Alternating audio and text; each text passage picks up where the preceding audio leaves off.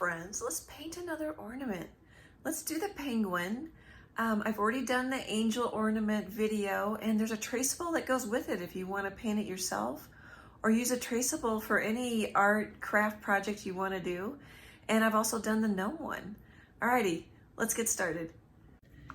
Here I have a 4x4 inch canvas panel that I've drilled a couple holes in and then painted a little white acrylic paint down into the holes. And then here's my penguin traceable I drew on graph paper. The traceable is available on my website. It's in a set of 4. So with the angel ornament, the gnome ornament, and then there's a snowman ornament video that I need to do next. You can download it for $1 and you can use it for whatever you want. You don't have to make, oops, sorry, I just bumped my camera. You don't have to make an ornament. You could use the whole page as a coloring page. You could turn it into a greeting card. You just can't sell it because it's my art and it's copyrighted, but you can make and give it to anybody you want. You can make anything you want and give it to anybody you want. So I'm gonna scribble on the back. Actually, I think we're gonna paint the background on this one first, and then I'll scribble on the back and make it a traceable. So this is some Prussian blue, some Mars black, and then I had just saved this palette, I think from the rooster painting. So whatever blue that is. No, this isn't from the rooster painting. It's from something else. So this blue is probably phthalo blue green shade with some neutral gray 5 mixed in, because I really like that color. So I'm gonna just paint the background. And then we'll put the penguin, oops, sorry, I forget, I just took that off camera. And then we'll put the penguin on top of what I paint after it dries. So the traceables happened because I had posted on Facebook if anybody would be interested in them. And I had several of you interested in them. And then I also added a couple traceables to go with my YouTube videos. So check it out. It's to make art much easier. So if you're nervous about drawing, you don't feel like you have any drawing skills, you can start with the traceables and then paint. You can even follow along the video that goes with it.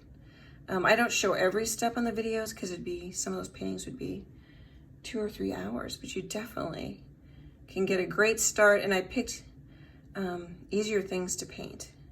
So anyway, take a look, and if there's any of my YouTube videos that you want me to turn into a traceable, let me know and I'll get going on that.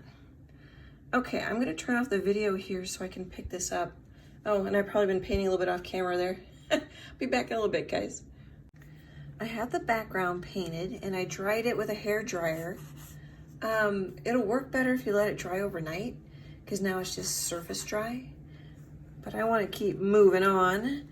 And then I have colored on the back with some chalk pastel on the back of my penguin. So I've turned it into a traceable, and then I never know if I should show these steps each time. Those of you that have seen this before can just fast forward in the video. I never know who's gonna see what video first. And then the chalk, you can use any chalk pastel. You could use charcoal, white charcoal, black charcoal. This happens to be the chalk pastel I have in my studio. And then you tape it on. Get this stuff out of the way. Oop, I got a little chalk pastel in there.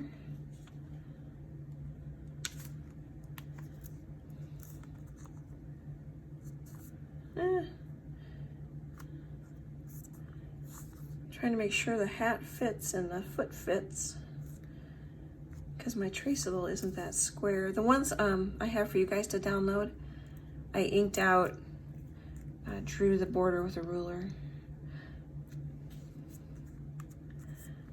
Let's go up just a little bit. I'm being fussy here.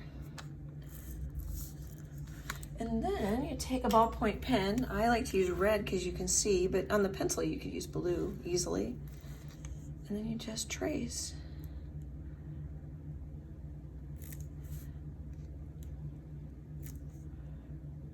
And then I'll trace the foot here and lift it up so you can see.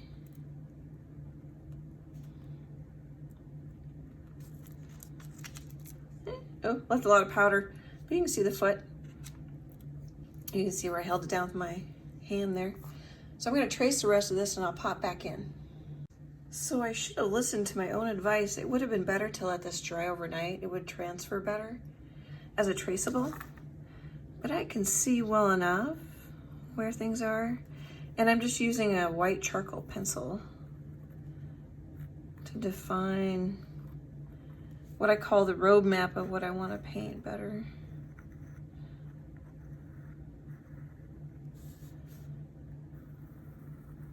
Of course, then after I trace it all, I take my kneaded eraser and lighten it all up, which is kind of funny.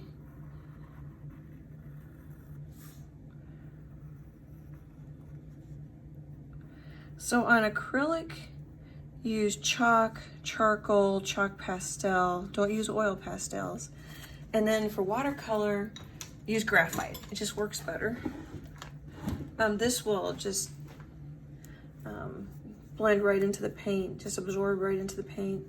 It looks like it melts, but it doesn't really melt. Dissolve is a better word. I always want to say melt. Oh, and this is a kneaded eraser. I've showed this in a lot of videos, so some of you have probably seen this quite a few times. Here's one brand. They're like $1. There's a couple different brands out there. It's kind of like Silly Putty, if you guys remember Silly Putty. I don't know if Silly Putty, they still make Silly Putty. I like to lighten it, just in case I don't know, cover it all.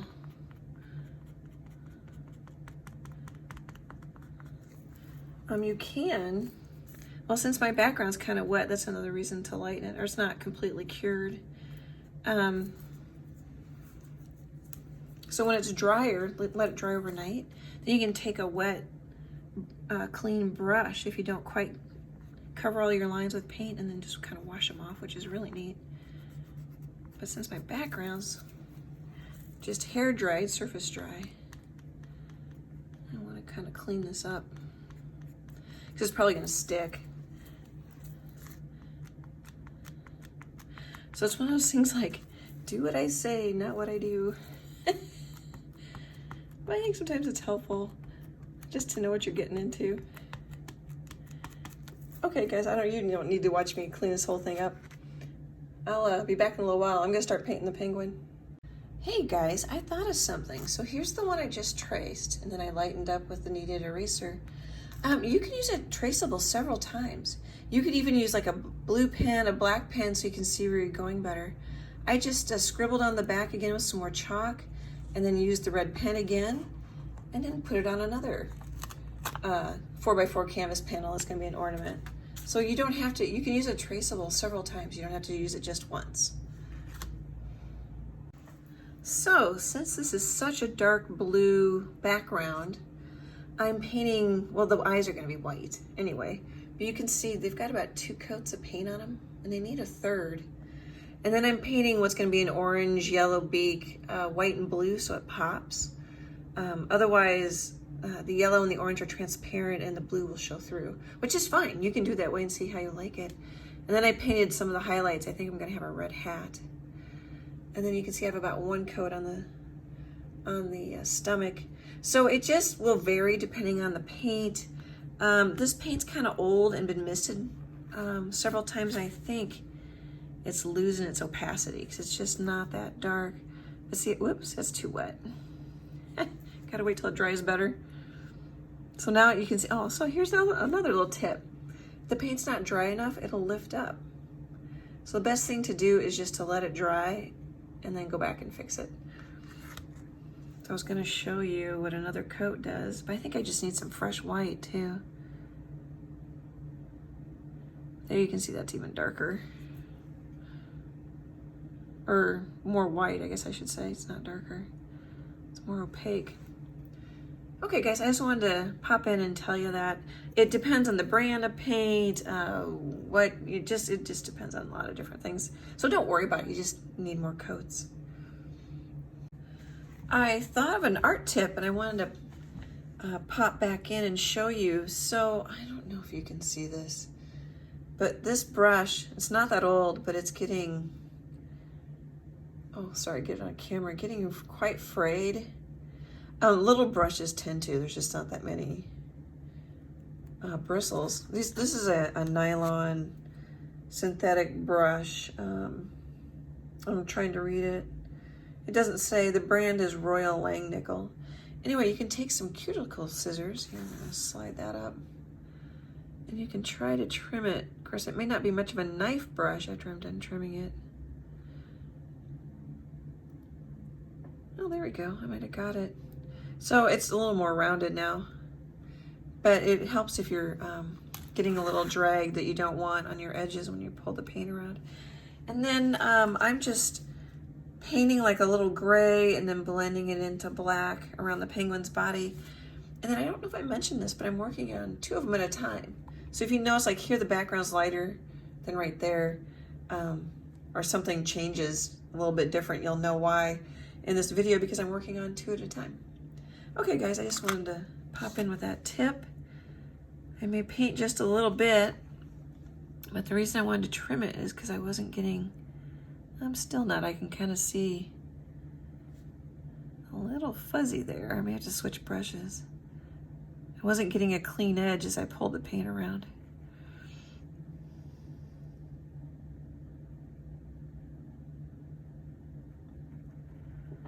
Alrighty, back in a little while.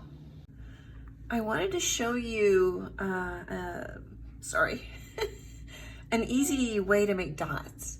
If you don't want, because sometimes when you use a brush, they get a little mushy, but use the end of the brush. See how this one's round? Or if you want a bigger dot, that one's bigger. And I'm gonna use it for the center of the eyes, so I just stick the end of the paintbrush in the black paint. That makes a nice round dot.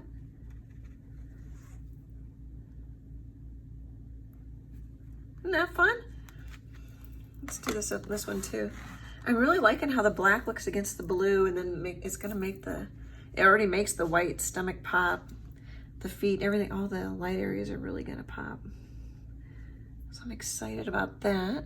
All right, I'm gonna think here for a sec.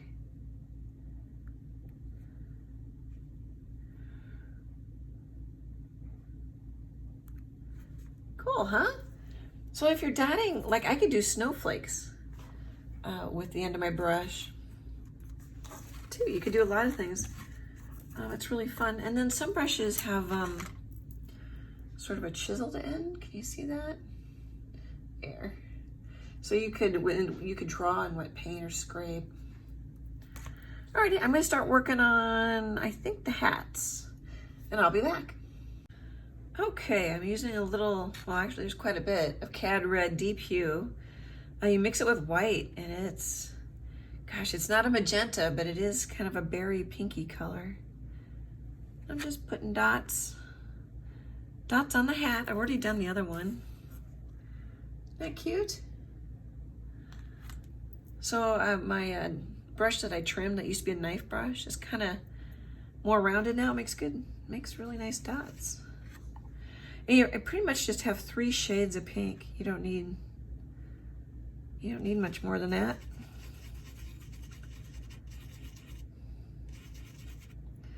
Let's make a little more of the light one.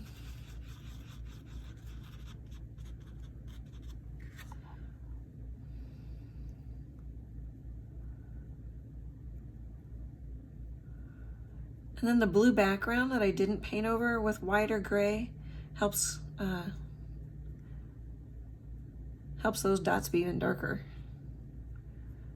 You don't have to do it that way, it's just a thought.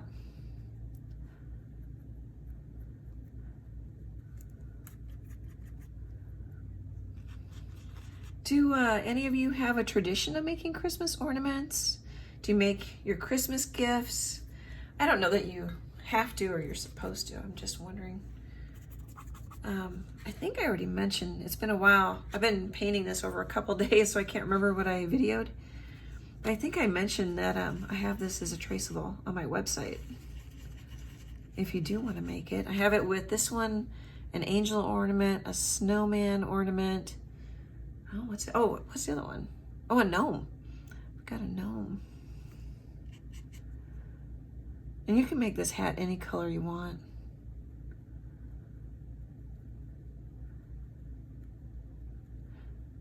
Okay, I'm trying to make this video a little shorter than some of mine, so I will come back later with progress. I finished them. Take a look. I really like the snowflakes, the dots. I think that's really fun. I use a yellow orange on the beak, and then I mix that yellow orange with just a smidge of that cad red deep hue to make a little darker orange. You can use absolutely any colors you want. And then all they need is to I put a gel gloss isolation layer on them, let that dry, and then gloss varnish. And then they need wire and beads like this angel ornament has. Thanks so much for watching, guys. I really appreciate you spending your time with me. Let me know if you paint any of these. If you want to show me, that'd be fun. Art hugs, and I hope to chat with you soon. Bye.